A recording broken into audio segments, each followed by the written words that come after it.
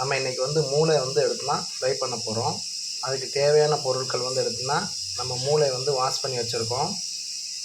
வெங்காயம், சின்ன வெங்காயம் வந்து தேவைக்கேற்ப, அடுத்து வந்து எடுத்துனா ஒரு தக்காளி கட் பண்ணி வச்சுருக்கோம். வாங்க ஃப்ரெண்ட்ஸ், மூளை எப்படி ஃப்ரை பண்ணுறது அப்படின்னு பார்ப்போம்.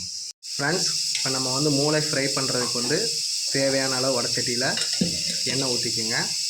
எண்ணெய் சூடான உடனே சீரகம், நம்ம சின்ன சீரகம் எடுத்து வச்சுருக்கோம், அதை நம்ம வந்து சேர்த்துக்கணும். ஃப்ரெண்ட்ஸ், இப்போ மூளை வந்து நம்ம ஃப்ரை பண்ணுறதுக்கு கடாயில் எண்ணெய் ஊற்றிட்டு எண்ணெய் காஞ்ச பிறகு சிறிதளவு வந்து எடுத்துனா சிறுஞ்சீரகம் சேர்த்துருக்கோம். இந்த சீரகம் பொரிஞ்சு வந்த ஸ்டேஜில் வந்து நம்ம வெட்டி வச்சுருக்கிற வெங்காயத்தை வந்து ஃபஸ்ட்டு வந்து சேர்க்குறோம்.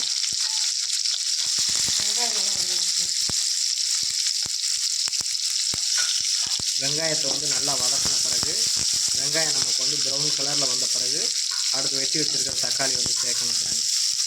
ஃப்ரெண்ட்ஸ், இப்போ நம்ம வந்து வெங்காயம் வந்து எடுத்தோம்னா ப்ரௌன் கலரில் வந்துடுச்சு. இப்போ நம்ம வந்து எடுத்தோம்னா தக்காளி வந்து சேர்த்துக்கலாம்.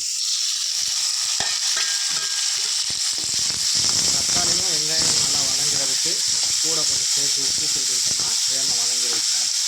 தேவையான அளவு உப்பு சேர்த்துக்கோங்க ஃப்ரெண்ட்ஸ். உப்பு சேர்த்து நீங்கள் வதக்குனீங்கன்னா உங்களுக்கு வேகமாக வந்து வெங்காயமும் தக்காளியும் வதங்கிடும். ஃப்ரெண்ட்ஸ், நம்ம வந்து தலையை வந்து நம்ம அப்போ வந்து நம்ம கருக்குனப்பையே வந்து எடுத்தோம்னா கொஞ்சம் பாயில் ஆகிடுச்சு. நீங்கள் தனியாக வந்து மூளை வாங்குறீங்கன்னா குக்கரில் வந்து 2 விசில் எடுத்து விட்டுக்குங்க. இல்லை வந்து இட்லி அண்டாவில் வந்து எடுத்தோன்னா தேவையான அளவுக்கு வந்து வேக வச்சுட்டு அதுக்கப்புறம் ஃப்ரை பண்ணுங்கள்.